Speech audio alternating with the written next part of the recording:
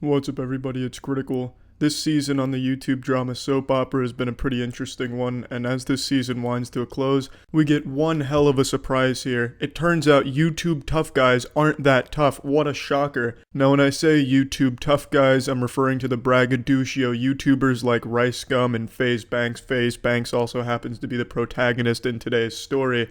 And the ones that really just flex a whole bunch of money on their 12-year-old fans who live vicariously through their success. The fan base is sad, their personas are sad. Today we get to see what happens when an unstoppable douchebag meets an actual confrontation. Now I want to make it clear before I start this, I don't care about the story. It's a fucked up story and I'm not taking sides, although I am more inclined to believe FaZe Banks and Alyssa's side, even though they are known liars. Barley's statement was just really bad. And in my experience, the bouncers do start most of this shit at these types of establishments. But once again, I don't care about the story, I just care about when FaZe Banks gets involved in a fight. The security footage has just been released. The footage is chopped into pieces to fit this horrible narrative that I don't believe any rational person's going to believe at all, but it does show FaZe Banks in an actual confrontation. No smoke and mirrors, no CGI. This is a real YouTube tough guy in a real altercation. A couple are internet stars. We monitor stuff like this here at the television station. They get millions of hits over outrageous videos that they post. Their names are Alyssa Violet and Ricky Banks. And I can't believe it happened to us. What happened to Ricky Banks began when he was in a restricted basement area of the Barley House and was asked to leave.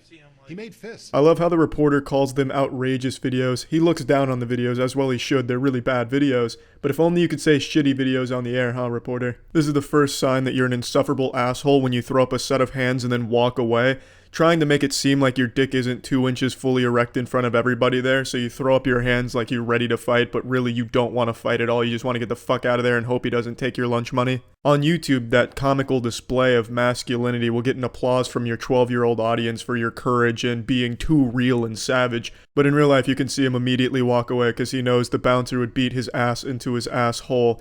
Now, I do agree with FaZe Banks, though, in that perhaps the bouncers were power tripping and being overly aggressive, because in my experience, the bouncers in a lot of places are power tripping insecure bundles of meat who take out a lot of aggression on the customers unnecessarily. So I agree that maybe this bouncer was a big douchebag, but don't throw up your set of hands like you're going to throw down with him, because you're not, and you didn't. And feigned fighting to a bouncer. He and his girlfriend, Alyssa, resisted and were guided up the steps into the main dining area. She was riding a bouncer's back aggressively. Then the cameras came out again, with Alyssa getting into the faces of other customers, just trying to leave. There's punching and hair pulling. As it goes on, you see Ricky throw a glass at other customers.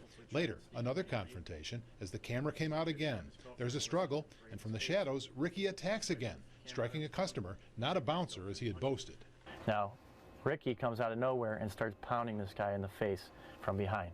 Totally cheap shot. FaZe Banks out here with his bald spot looking like a fucking default monk class in an MMO game. No wonder he always wears a hat. For real, Ricky, keep that hat on. If you take that hat off in one of your awful vlog videos, your 12-year-old audience is going to respond like that scene in the SpongeBob movie when King Neptune is revealed to be bald. I also really love how these vlogging YouTubers get really upset when other people record them. Like last year when Rice Gum slapped the phone out of the Gabby Show's, aka Gabby Schumer Show's hand because she was recording him.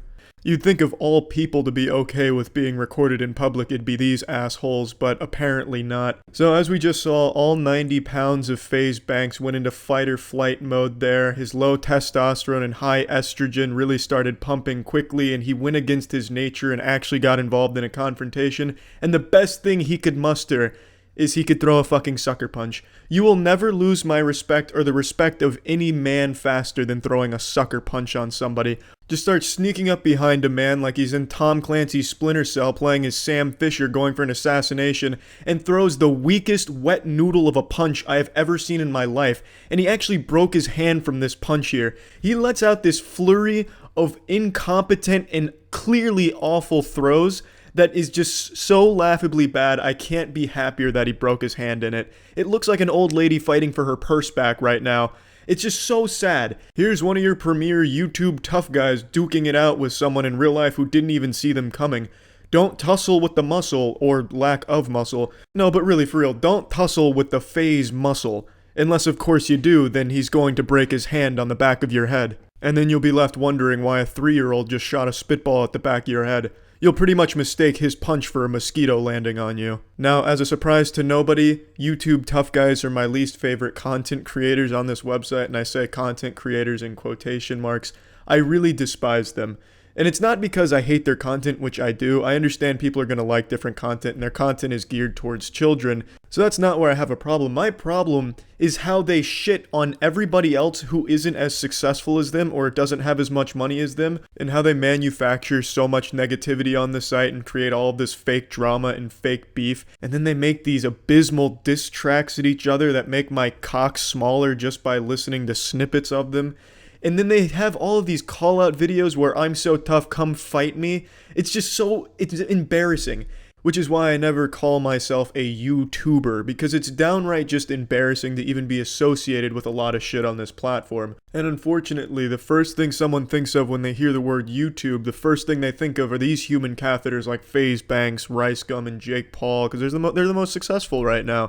But yeah, anyway, this was a National Geographic look at a YouTube tough guy in the wild. So I'd also like this to serve as a reminder to any viewers of the YouTube tough guys that they're just playing characters. They don't actually believe they're tough guys who can take people in fights. They know they can't, which is why they just make videos back and forth against each other and never do anything about it. So yeah, that's it. See ya.